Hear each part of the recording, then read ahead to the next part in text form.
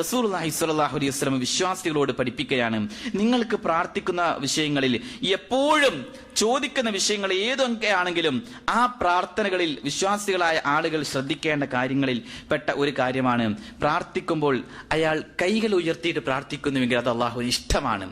ചില സമയങ്ങളിൽ കൈകൾ ഉയർത്തിയിട്ട് പ്രാർത്ഥിക്കാൻ പഠിപ്പിക്കുക, അതായത് പ്രത്യേകമായി പ്രോത്സാഹിപ്പിക്കപ്പെടേണ്ടതോ അല്ലെങ്കിൽ പ്രത്യേകമായി അങ്ങനെ പഠിപ്പിക്കപ്പെടാത്തതോ ആയ സമയങ്ങളും സന്ദർഭങ്ങളുമുണ്ട്.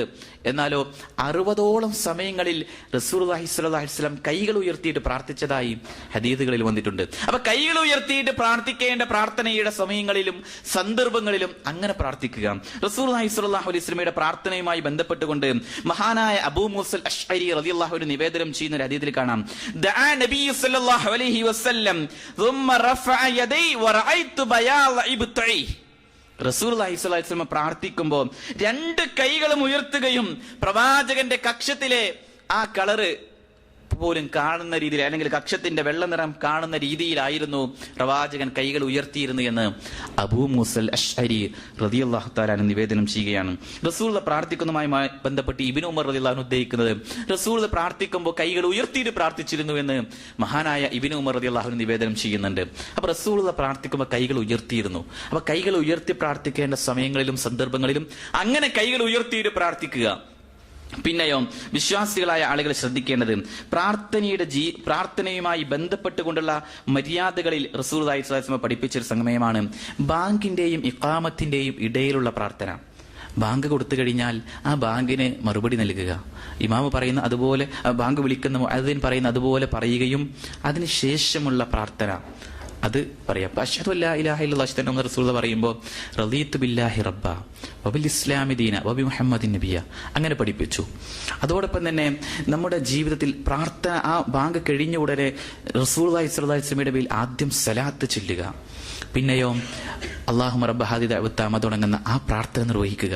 പിന്നെ നമുക്ക് എന്തൊരാവശ്യമുണ്ടോ അത് റബ്ബിനോട് നമുക്ക് പ്രാർത്ഥിക്കാം. കാരണം ബാങ്കിന്റെയും ഇഖാമത്തിന്റെയും ഇടയിലുള്ള ആ സമയം എത്രയും വിശ്വാസികളുടെ പ്രാർത്ഥനയ്ക്ക് അള്ളാഹു ഉത്തരം നൽകുന്ന സമയമായിട്ടാണ് പഠിപ്പിക്കുന്നത്.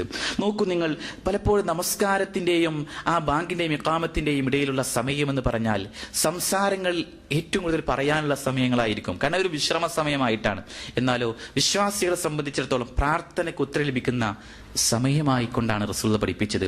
റസൂലുള്ളാഹിയുടെ ഹദീസിൽ കാണാം, അനസ് ബിൻ മാലിക് റളിയല്ലാഹു അൻഹു ഖാല റസൂലുള്ളാഹി സ്വല്ലല്ലാഹു അലൈഹി വസല്ലം അദ്ദഅവതു ലാ തുറദ്ദു ബൈനൽ ആദാനി വൽ ഇഖാമ ഫദ്ഉ. ബാങ്കിന്റെയും ഇഖാമത്തിന്റെയും ഇടയിലുള്ള സമയം അത് പ്രാർത്ഥനയ്ക്ക് ഉത്തരം ലഭിക്കുന്ന സമയമാണ്. ഫദ്ഉ, നിങ്ങൾ പ്രാർത്ഥിക്കുക. റബ്ബിനോട് എന്ത് പറയണോ ആ സമയത്ത് നിങ്ങൾ പറയുകയും അതനുസരിച്ചുകൊണ്ട് പ്രാർത്ഥിക്കുകയും ചെയ്യുക എന്നതാണ്. അതുകൊണ്ട് പ്രാർത്ഥനയുടെ ഉത്തരം ലഭിക്കുന്ന സമയമാണ്. പിന്നെ നേരത്തെ ഞാൻ സൂചിപ്പിച്ചതുപോലെ ജുമുഅ ദിവസത്തിൽ, ഇനി ഈ ജുമുഅ ഇന്നത്തെ വെള്ളിയാഴ്ച കഴിഞ്ഞു, അടുത്ത വെള്ളിയാഴ്ച നമ്മൾ വരുമ്പോൾ ആ അടുത്ത വെള്ളിയാഴ്ചയിൽ മഹാനായ അബൂ ഹുറൈറ റളിയല്ലാഹു അൻഹു നിവേദനം ചെയ്യുന്ന ഹദീസിൽ അബുൽ ഖാസിം സല്ലല്ലാഹു അലൈഹി വസല്ലം, അബുൽ ഖാസിം എന്നത് പ്രവാചകന്റെ പേരാണ്. പ്രവാചകൻ പറയാണ്, ഇന്ന ഫിൽ ജുമുഅ ലസാഅത ലാ യുവാഫിഖുഹാ മുസ്ലിം യസ്അലുല്ലാഹ് ഖൈറൻ ഇല്ലാ അതാഹു ഇയ്യാ. വെള്ളിയാഴ്ചയിൽ ഒരു പ്രത്യേക സമയമുണ്ട്. ആ സമയത്ത് ജുമുഅ ദിവസത്തിൽ ഒരാൾ അള്ളാഹുവോട് വല്ല നന്മയും വല്ല ഖൈറും ചോദിച്ചു കഴിഞ്ഞാൽ ആ സമയത്ത് ചോദിക്കുന്ന ആ ചോദ്യത്തിന് അള്ളാഹു മറുപടി നൽകുന്നതാണ്, ഉത്തരം നൽകുന്നതാണ്. അത് ആ സമയം റസൂൽ അവിടെ പഠിപ്പിച്ചില്ല.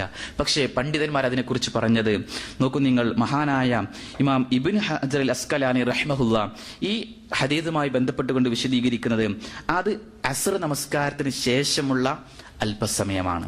അപ്പൊ അസ്ർ നമസ്കാരത്തിന് ശേഷമുള്ള അല്പസമയം പ്രാർത്ഥനയ്ക്ക് ഉത്തരം ലഭിക്കുന്ന സമയമായിക്കൊണ്ട് നമ്മൾ മനസ്സിലാക്കുക. പിന്നെയോ മറ്റൊരു സുന്നത്ത് നമസ്കാരങ്ങളുമായി ബന്ധപ്പെട്ട് സുജൂദിൽ കിടക്കുന്ന സമയം, സുജൂദുകൾ അധികരിപ്പിക്കുന്ന അല്ലാഹുവിന് ഇഷ്ടമാണ്. റസൂലയുടെ അരികിൽ വന്നുകൊണ്ട് പല സഹാബിവര്യന്മാരും, റസൂലെ അങ്ങയുടെ കൂടെയുള്ള സാമീപ്യമാണ് ഞാൻ ആഗ്രഹിക്കുന്നത്, സ്വർഗത്തിലും അങ്ങയുടെ കൂടെ ഒരുമിച്ച് കൂടുന്നതാണ് ഇഷ്ടം എന്ന് പറയുമ്പോൾ റസൂൽ പറഞ്ഞത്, താങ്കൾ സുജൂദുകൾ അധികരിപ്പിക്കുക, എങ്കിൽ സ്വർഗത്തിൽ എന്റെ സാന്നിധ്യം ഉണ്ടാവും. അതോടൊപ്പം തന്നെ വിശ്വാസികളോട് പറയാനുള്ളത്, സുജൂദിന്റെ സമയങ്ങളിൽ ധാരാളമായി പ്രാർത്ഥിക്കുക. റസൂൽ പറഞ്ഞത്, അഖ്റബു മാ യകൂനുൽ അബ്ദു മിൻ റബ്ബിഹി വഹുവ സാജിദുൻ ഫഅക്സിറു ദുആ. നിങ്ങൾ അല്ലാഹുവോട് ഏറ്റവും അടുത്ത് നിൽക്കുന്ന സമയം എന്ന് പറഞ്ഞാൽ സുജൂദിലായിരിക്കുന്ന സമയമാണ്. അതുകൊണ്ട് സുജൂദിന്റെ സമയത്ത് ധാരാളമായി അള്ളാഹുവോട് പ്രാർത്ഥിക്കുക. കാരണം അള്ളാഹുവോട് ഏറ്റവും അടുത്ത് നിൽക്കുന്നത്, അള്ളാഹുവിന് ഏറ്റവും ഇഷ്ടപ്പെട്ട സമയവും സന്ദർഭവുമാണ് സുജൂദിൽ കിടന്നുകൊണ്ടുള്ള സമയമാണ്. ആ സമയത്തുള്ള പ്രാർത്ഥനയ്ക്ക് ഉത്തരം ലഭിക്കുന്നുവെന്നാണ്. ഇനിയോ റമദാനും അതുപോലെ ലൈലത്തുൽ ഖദറൊക്കെ കഴിഞ്ഞു. ഇനി അടുത്ത ലൈലത്തുൽ ഖദർ വരുമ്പോൾ ആ ലൈലത്തുൽ ഖദറിന്റെ ദിനം അത് നമ്മൾ ഉപയോഗപ്പെടുത്തുക. കാരണം ലൈലത്തുൽ ഖദർ ഏത് ദിവസമാണെന്ന് കൃത്യമായി അറിയില്ല, പക്ഷെ ഒറ്റപ്പെട്ട ദിനങ്ങളാണ് എന്ന് നമുക്കറിയാം. ആ ദിനങ്ങളെ നമ്മൾ പരിപോഷിപ്പിച്ചെടുക്കുക. കാരണം ഇബാദത്തുകളിൽ ആ ദിവസത്തിലെ പ്രാർത്ഥനയ്ക്ക് ഉത്തരം ലഭിക്കുന്നുവെന്നതും ആ ദിവസത്തിലെ പ്രവർത്തനങ്ങൾക്ക് വലിയ പ്രതിഫലമുണ്ട് 1000 മാസത്തേക്കാളൊക്കെ പഠിപ്പിച്ച് നമുക്കറിയാം. അതുകൊണ്ട് ലൈലത്തുൽ ഖദറുമായി ബന്ധപ്പെട്ട് വരുന്ന ദിവസം അത് പ്രാർത്ഥനയ്ക്ക് ഉത്തരം ലഭിക്കുന്ന സമയമാണ്. അതോടൊപ്പം തന്നെ പ്രഭാത സമയങ്ങളിൽ കോഴി കൂവുന്ന ഒരു സമയമുണ്ട്.